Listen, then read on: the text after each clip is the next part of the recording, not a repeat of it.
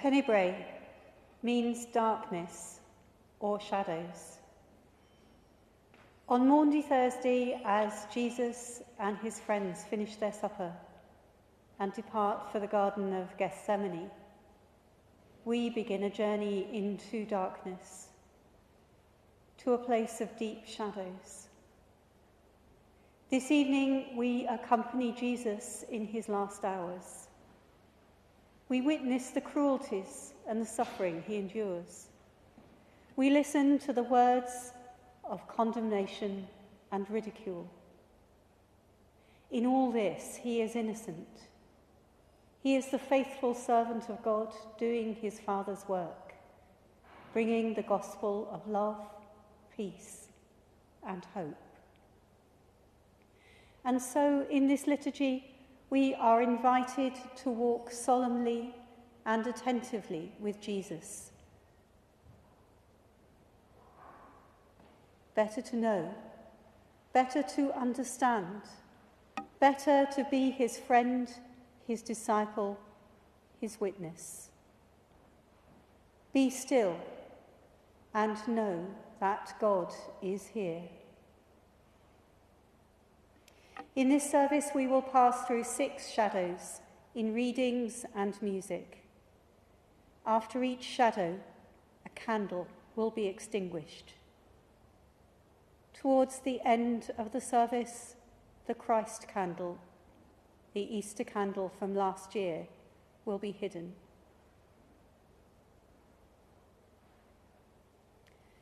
God is light, in whom there is no shadow at all. And this is the judgment, that the light has come into the world, and we love darkness rather than light.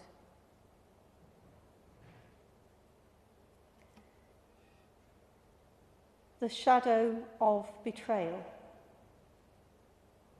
When it was evening, he took his place with the 12, and while they were eating, he said, "Truly, I tell you, one of you will betray me." And they became greatly distressed and began to say to him one after another, "Surely not I, Lord." He answered, "The one who has dipped his hand into the bowl with me will betray me. The Son of Man goes as it is written of him, but woe to that one by whom the Son of Man is betrayed. It would have been better for that one not to have been born." Judas, who betrayed him, said, "Surely not I, Rabbi." He replied, "You have said so."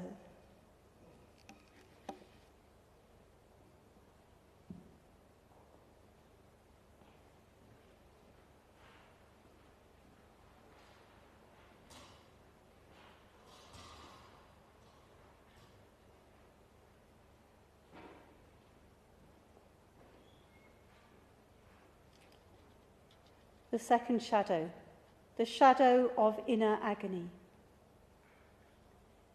He came out and went, as was his custom, to the Mount of Olives, and the disciples followed him. When he reached the place, he said to them, "Pray that you may not come into the time of trial." Then he withdrew from them about a stone's throw, knelt down, and prayed, "Father, if you are willing, remove this cup from me. Yet not my will, but yours be done." Then an angel from heaven appeared to him and gave him strength. In his anguish he prayed more earnestly, and his sweat became like great drops of blood falling down on the ground. When he got up from prayer, he came to the disciples and found them sleeping because of grief. And he said to them, "Why are you sleeping? Get up and pray that you may not come into the time of trial."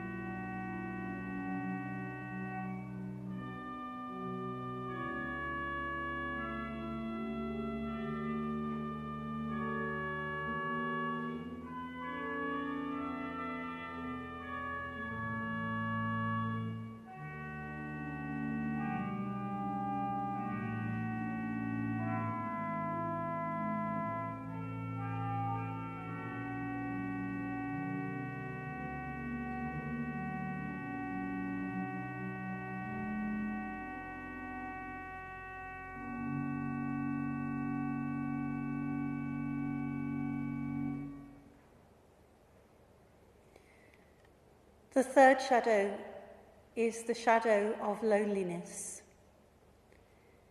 Then he came to the disciples and found them sleeping and said to Peter, "So, could you not stay awake with me 1 hour? Stay awake and pray that you may not come into the time of trial. The spirit indeed is willing, but the flesh is weak." And he went away for the second time and prayed, "My Father, if this cannot pass until I drink it, your will be done." Then he came and found them sleeping, for their eyes were heavy. So leaving them again, he went away and prayed for the third time, saying the same words. Then he came to the disciples and said to them, "Are you still sleeping and taking your rest? See, the hour is at hand, and the Son of Man is betrayed into the hands of sinners.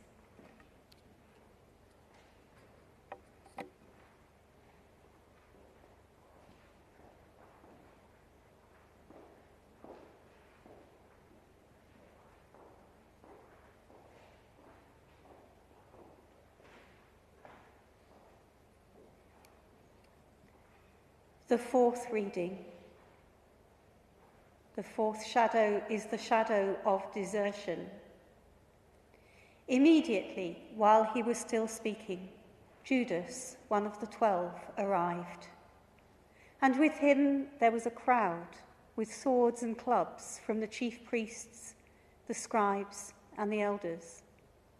Now the betrayer had given them a sign, saying, "The one I will kiss is the man. Arrest him and lead him away under guard." So when he came, he went up to him at once and said, "Rabbi," and kissed him. Then they laid hands on him and arrested him. But one of those who stood near drew his sword and struck the slave of the high priest, cutting off his ear. Then Jesus said to them, "Have you come out with swords and clubs to arrest me as if I were a bandit? Day after day I was with you in the temple teaching, and you did not arrest me. But let the scriptures be fulfilled." All of them deserted him and fled.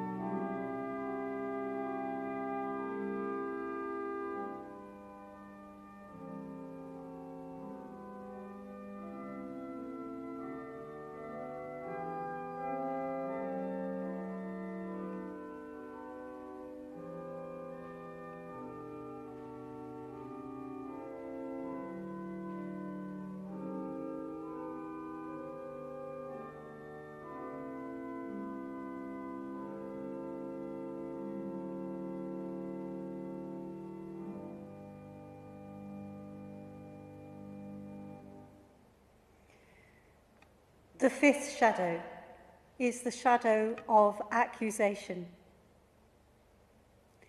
Now the chief priests and the whole council were looking for false testimony against Jesus, so that they might put him to death. But they found none, though many false witnesses came forward. At the last, 2 came forward and said, "This fellow said, 'I am able to destroy the temple of God and to build it in 3 days.'" The high priest stood up and said, "Have you no answer? What is it that they testify against you?" But Jesus was silent.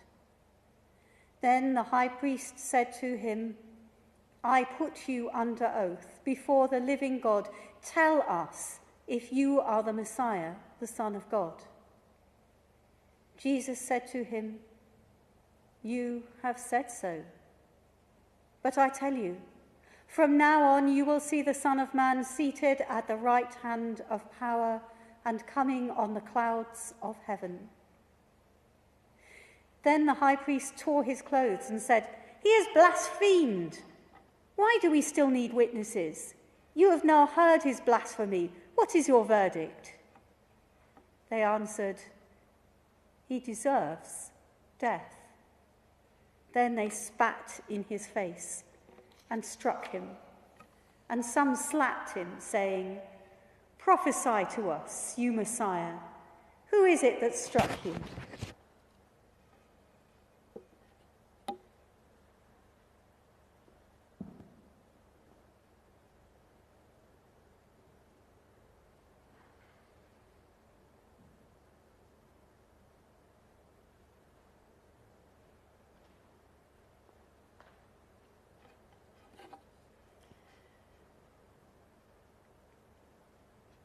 The 6th shadow, the shadow of mockery.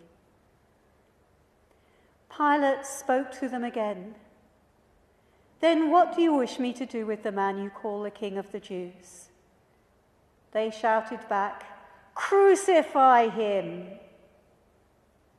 Pilate asked them, "Why, what evil has he done?" But they shouted all the more, "Crucify him!" So Pilate, wishing to satisfy the crowd, released Barabbas for them. And after flogging Jesus, he handed him over to be crucified. Then the soldiers led him into the courtyard of the palace, that is, the governor's headquarters. And they called together the whole cohort, and they clothed him in a purple cloak, and after twisting some thorns into a crown, they put it on him. And they began saluting him, "Hail, King of the Jews!" They struck his head with a reed, spat upon him, and knelt down in homage to him.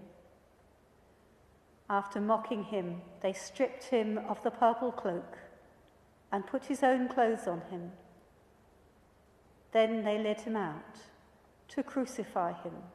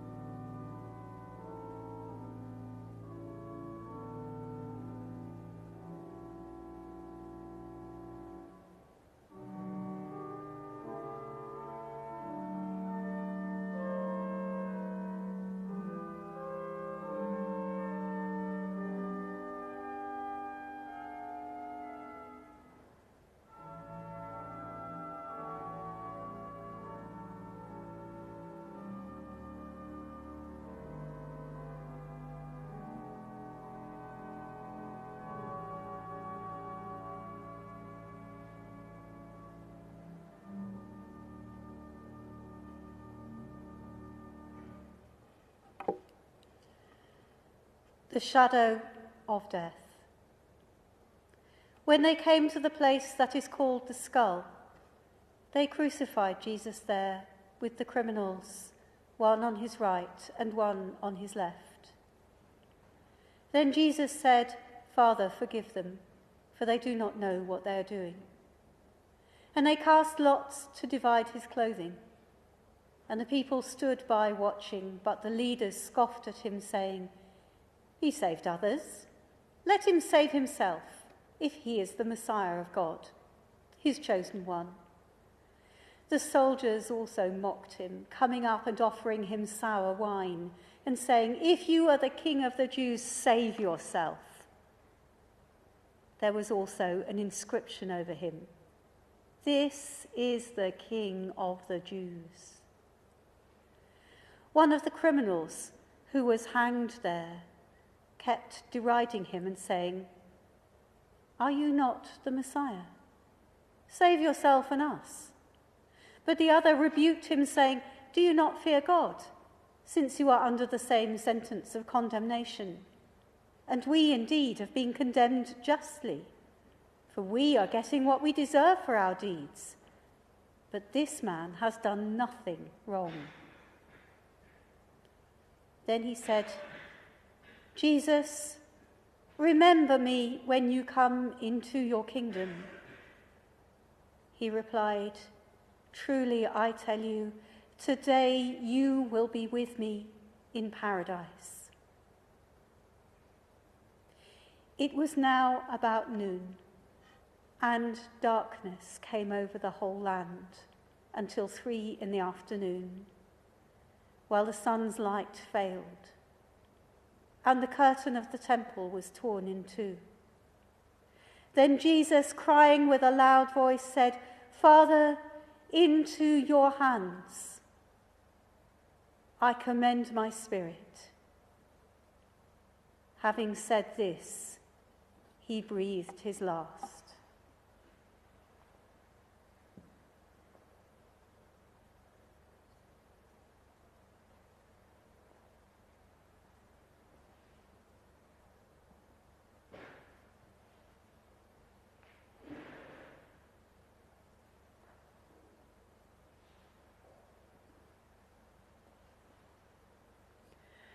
My God, why have you abandoned me?"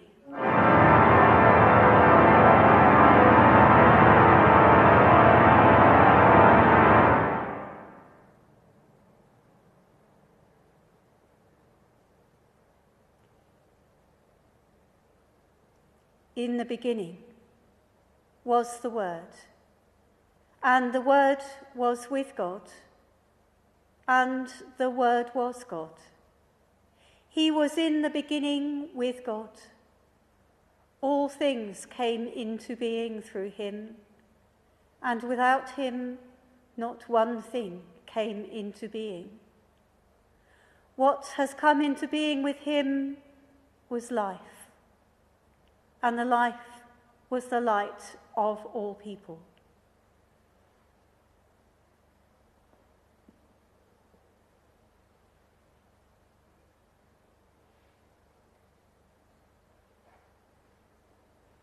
The light shines in the darkness, and the darkness has not overcome it.